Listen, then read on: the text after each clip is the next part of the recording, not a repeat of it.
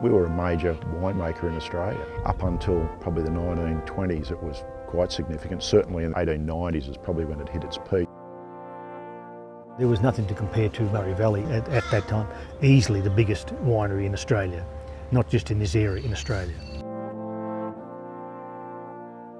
Frere was recognised worldwide for his efforts. Can you imagine trying to send wine from Australia to London to get it? The ship doesn't sink, you've got to get it to the port on time, mustn't go off. And they loved it in London. The variety of people who came in the early days to forge a life here. Oh, it's just a richness. We go back to 1851, 3 Germans walked into Albury looking for the Murray River, which they called the Rhine of Australia. And their names were Frauenfelder, Schuback and Rau, and they were the forebears of many Germans who came here. These were the Catholic Germans who came to Albury and established the wine industry, which grew to be the biggest wine industry in Australia by far, making South Australia look like a hobby farm. So James Fallon was an Irishman. He came out to Australia in 1841 under a bounty immigrant scheme, and he ended up in Albury supposedly in 1854, opened a general store, and that's where he made his money. I think he was a number of things, from obituaries and things that people wrote about him, a visionary, a very good businessman, a self-made man in terms of how he became a winemaker when he knew nothing about winemaking. He was reputed to be, both at his business dealings and as the Member of Parliament, a man who was extremely hard-working and an honest, diligent, decent man. And it was Albury's first mayor.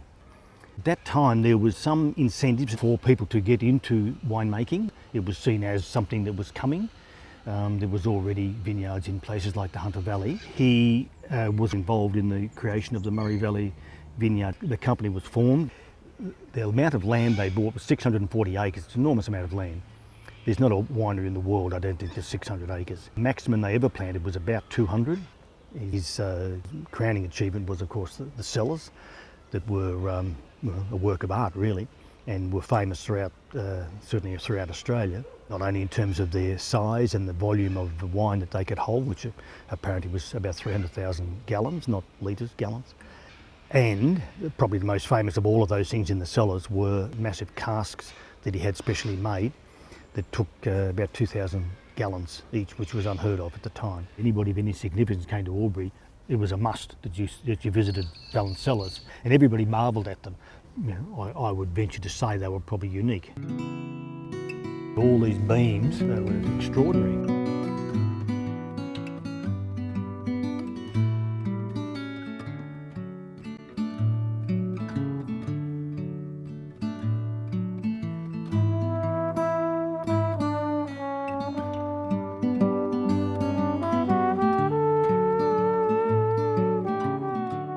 I want to look at the press and wait for them. Oh, the press. We've got one of those hand presses over there. It was a Fallon press. He must have made them. Yeah, he bought some out and then remade them.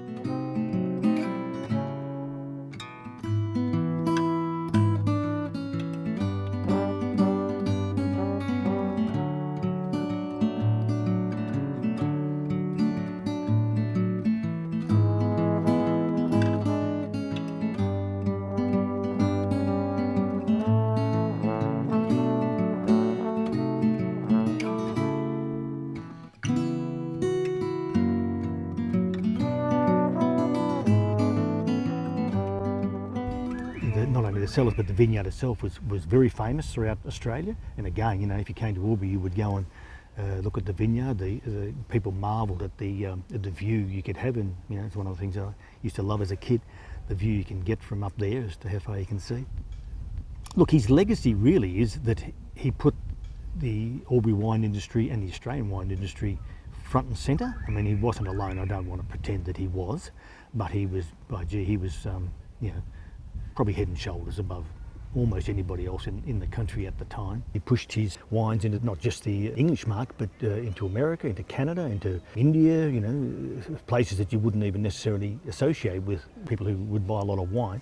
He also went and visited the vineyards in several countries. The main place he went obviously was to France. He engaged with Léonce Frère to come to Australia to manage the winery, specifically to make champagne, but certainly to manage the winery in general. I think it was a new life. I think Frère had lost his money in the Franco-Prussian War. I mean, you can't imagine what it would have been like for them to come to the other. It would have been like going to the moon, you know. Fallon had been trying to encourage people to come and grow wine in this area, so he must have found this winemaker in France and said, come out to Australia, it's much better out there.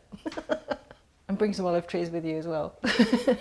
Yeah, and to convince his wife and bring a small child with them would have been quite a thing. And the small child then went on to become Mayor of Albury, and there he is in his new Renault. And again, that whole thing about shipping a car out from France, you know, that would have come here on a ship and then been driven perhaps from Sydney or Melbourne. It's the last link back to those days, that direct link to the winemaking heritage. It's the oldest part of Thaguna. It was built by a French pioneer vigneron who came out with a vision to grow champagne, grow wine, and they ended up transporting it all over the world. And this was their home. This is where they lived, ate, slept, partied, told stories. I strongly believe that old buildings should be preserved and cared for. I'm passionate about that. I think that's really important. And they're precious. If they're gone forever. And that's what's so sad about a lot of what has happened in this area. Things just get knocked down and replaced. And then there's nothing. One of the things I do is I map old gardens. This is St John's Road, and the old driveway came up here. And these are the old cottages. We think the Frères first lived in that cottage before they'd built the house. The place had been gutted. Somebody had been through and pulled everything out. The council said, you've got to knock that down, and I delayed it by 6 months while I tried to work out what to do. And they said, you won't stop the demolition order. You can take us to court, but you won't stop it. It'll have to happen. Tried to save as much as I could. Then the demolition crew came in. They just pulled the whole lot down, shoved it into trucks and disappeared. I was devastated.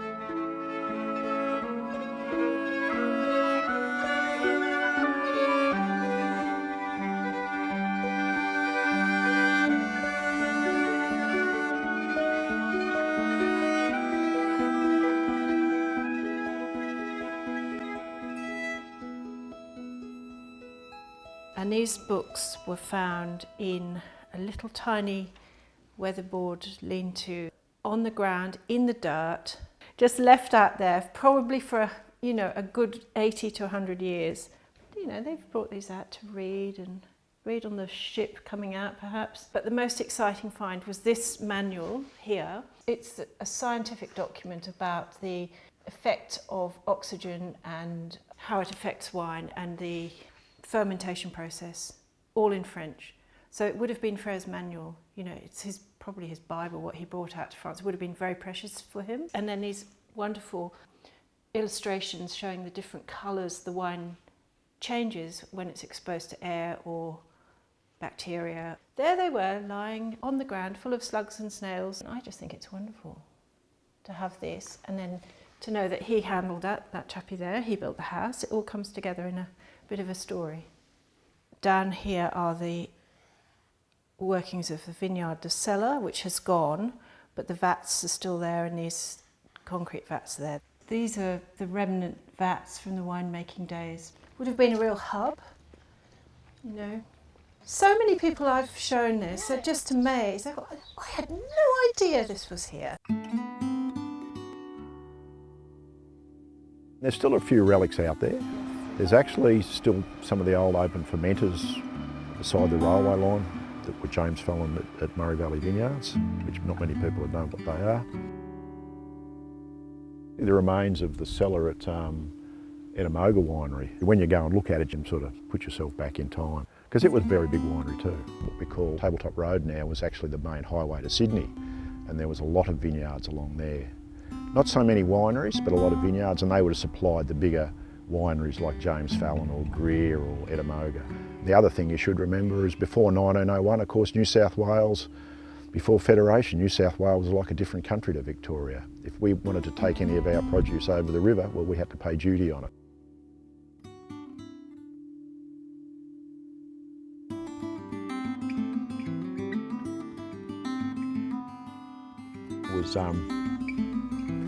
was like two different countries. People were forced to use the Murray River, and hence we had the port of Albury created by James Fallon.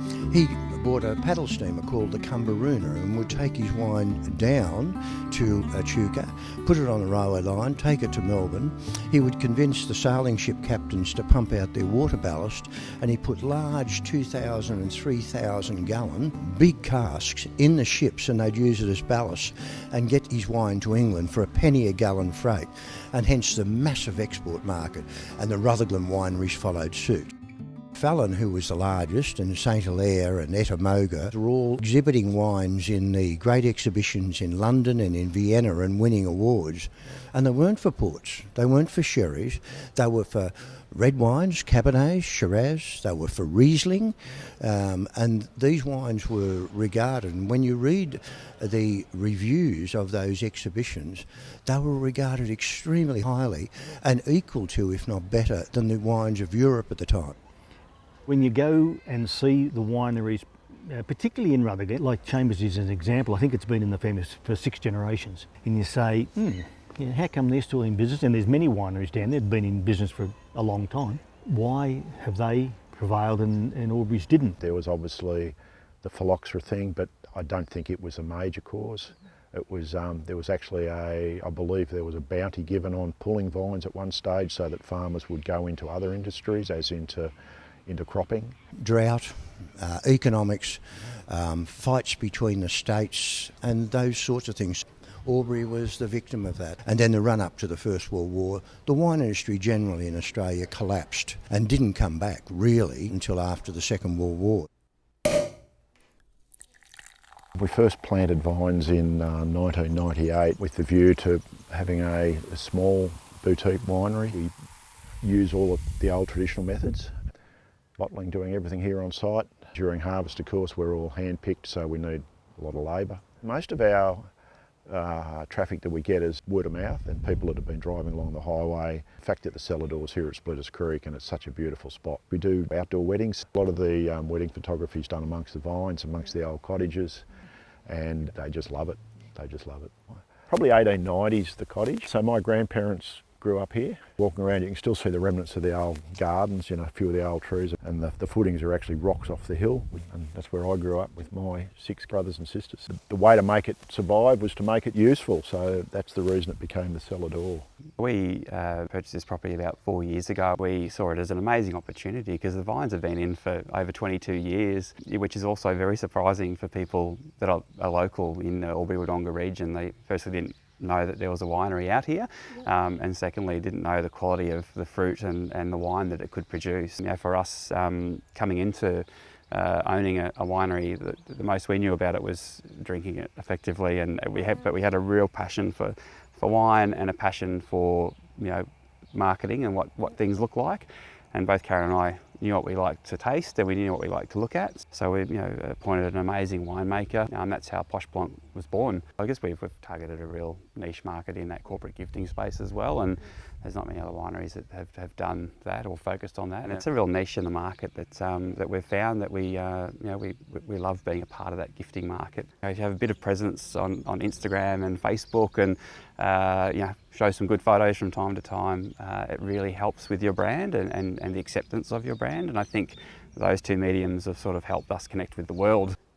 With the cellar door experience, we wanted to create something unlike anything else. And what we wanted to do is ensure that everyone got a true winery experience when they came out and weren't rushed through a tasting process or rushed out of the property, or we're just going from winery to winery is completely different than going out in town and like everyone else would, but here they can sit and enjoy the view.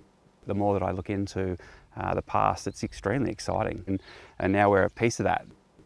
People of Albury and Wodonga and Victoria in this area should be justifiably proud of what a wonderful history they have.